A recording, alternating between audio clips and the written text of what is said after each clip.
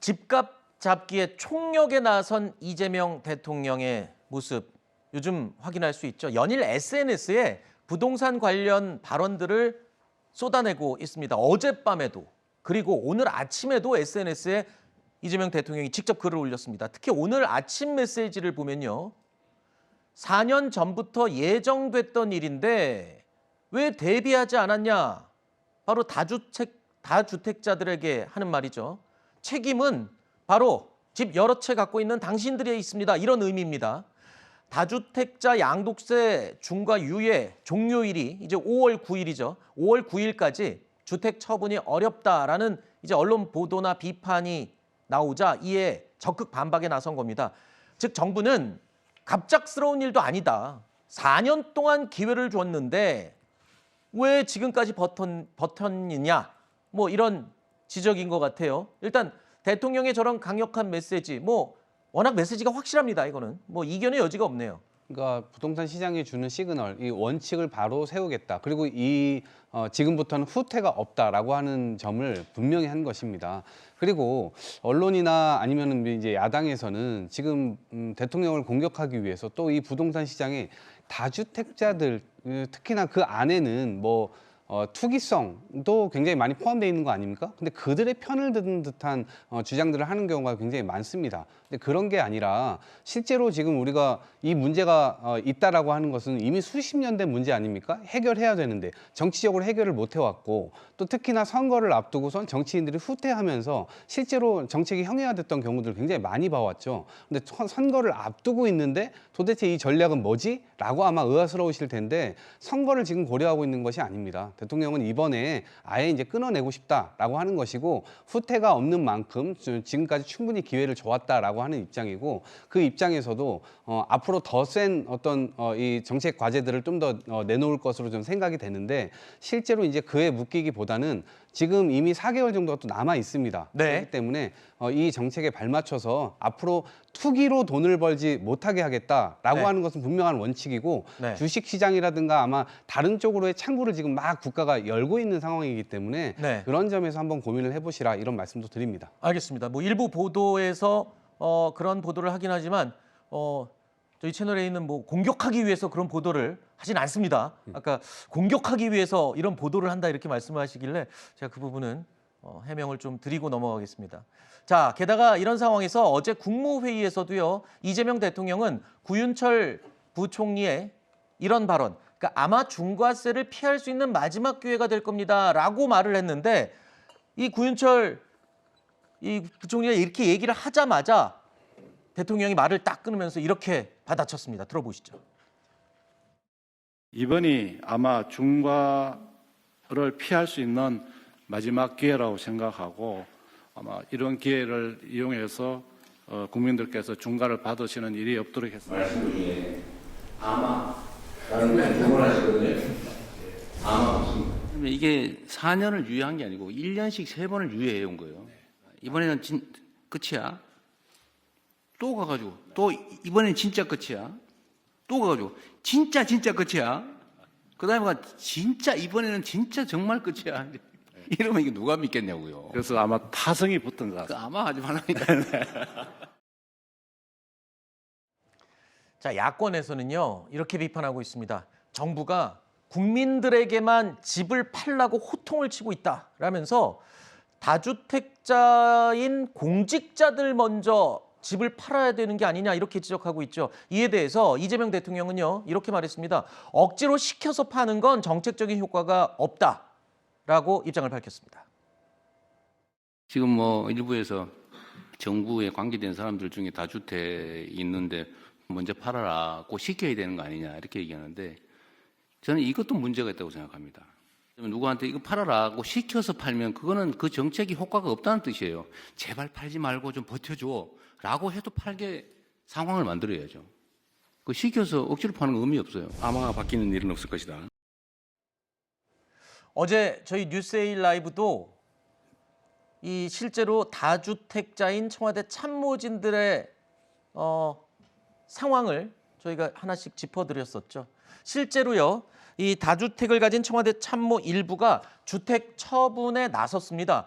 물론 다주택 논란이 있기 전에 이미 매물로 내놓은 상황이었다는 것도 분명히 말씀드립니다. 이 두 사람의 경우. 그러니까 이 논란이 있기 전 벌써 지난해 이 물건을 팔기 위해서 내놓은 상태였던 걸로 확인이 됐습니다.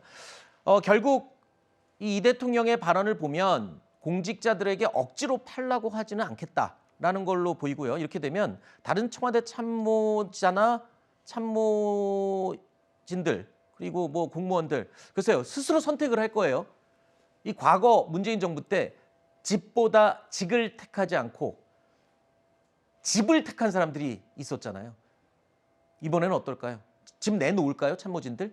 본인이 판단을 하겠죠. 말씀하신 그 것처럼. 이번에도 본인의 판단에 맡기는 겁니다. 근데 그때는 답 정리를 하라고 했잖아요. 네. 그러니까 이재명 대통령이 말씀하신 게 뭐냐면 억지로 시켜서 파는 것보다 정말 부담이 돼서 세금에 대한 부담 때문에 스스로 팔도록 하는 것이 효과적이라는 겁니다. 네. 만약에 참모들 중에 다주택자입니다. 근데 세금을 중과 부세 세금을 내도록 해서 감당할 수 있는 사람이면 다주택 유지하겠죠. 그래도 됩니다. 저희가 뭐 다주택자들은 무조건 뭐 악마화하고 그 사람도 무조건 다 팔아야 됩니다라고 주장하는 게 아니라 유지할 수 있는 사람들은 유지하셔도 돼요. 근데 네. 세금을 좀 많이 부과할 겁니다. 근데 그거에 대해서 나는 세금을 부과하더라도 아파트 값은 오를 테니까 집값은 오를 테니까 어떻게든 버텨야지 빚내서라도 버텨야지 이런 분들은 나중에 후회할 거라는 얘기를 하고 있는 것이기 때문에 참모들도 똑같을 겁니다. 만약에 참모들이 조금 투기성으로 뭔가 막 다주택을 유지하고 있던 사람들은 아마 어쩔 수 없이 팔게 될 것이고요.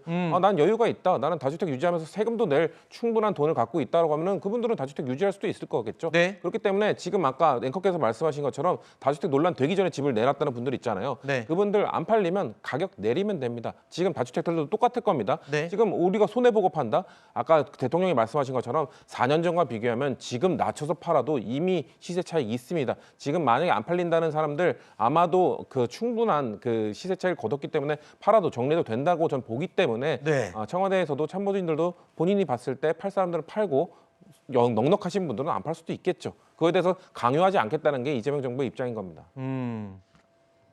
다주택 논란 이전부터 매도 절차에 돌입했다는 거 아니에요? 몇몇은. 네. 지금까지 안 팔렸다는 건 안 판 거죠.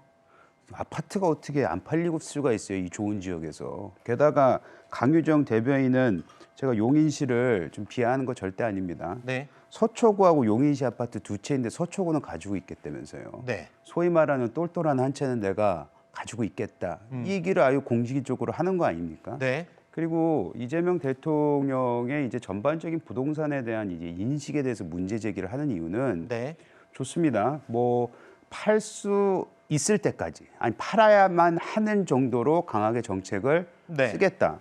그래서 많은 사람들이 들고 있지 못하게 하겠다 했는데 방금 말씀하신 것도 보면은 그럼에도 불구하고 세금 부담할 수 있는 사람은 가지고 있어라. 네. 이거잖아요.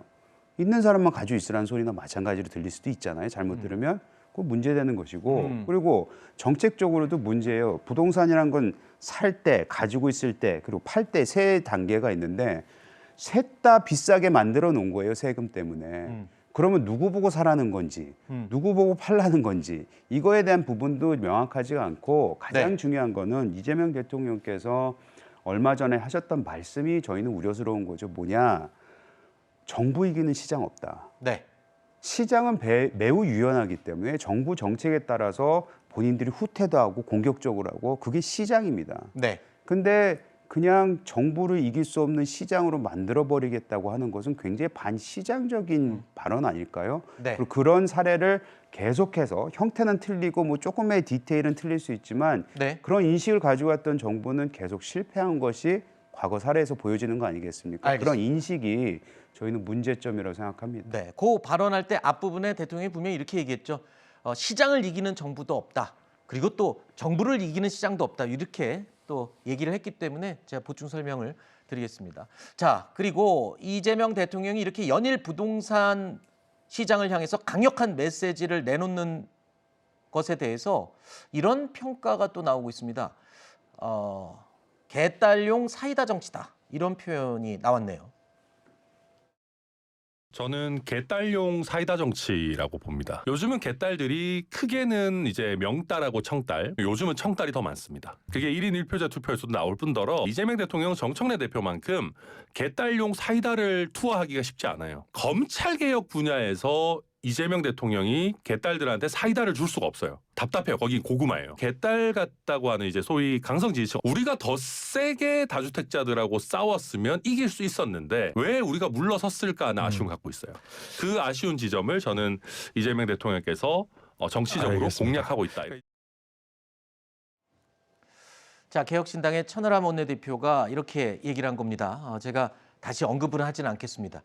자, 이 대통령이 정청래 대표에 의해서 이 강성 지지층의 주도권을 잃게 됐다. 그래서 이거를 해결하기 위해서 이런 강력한 메시지를 내는 게 아니냐, 그런 지금 해명인데 네. 설명인데 이거에 대해서 또 반박을 해주셔야죠. 아니요, 이제 제가 저런 비판을 비평하는 것 자체가 가치가 있을까라는 생각이 들어요. 네. 제가 그러니까 저거는 억지로 까는 거거든요. 그러니까 비판을 하려면 지금 부동산 문제에 관해서 개혁신당이 어떤 이 자세를 갖고 있는지, 본인들은 어떤 정체관을 갖고 있는지 이런 부분들에 대해서 얘기를 해야죠. 지금까지 수십 년 동안 어찌됐건 그 누구도 해결하지 못했던 이 부분에 대해서 대통령이 의지를 갖고 해결하려고 한단 말이에요. 그럼 더 좋게 해결할 수 있는 방안들에 대해서 얘기를 해야지, 이게 그냥 뭐 지지층을 약간 이간질하려고 하는 듯한 그런 느낌을 좀 받는데, 이건 억지로 이제 비판을 하는 것이고, 오히려 이런 관점에서 보면 장동혁 대표와 뭔가 공조를 하려고 했었던 개혁신당의 입지가 굉장히 지금 좁아지고 있기 때문에 이런 식의 어떤 뭐 사다를 계속 만들어가지고 존재감을 부각시키려고 하는 것이 아니냐, 이런 정도의 비평만 드리겠습니다. 네, 알겠습니다. 이걸 뭐 천하람 원내대표의 이 얘기에 대한 반박을 들었으니까 여기서 이 얘기는 마무리하겠습니다.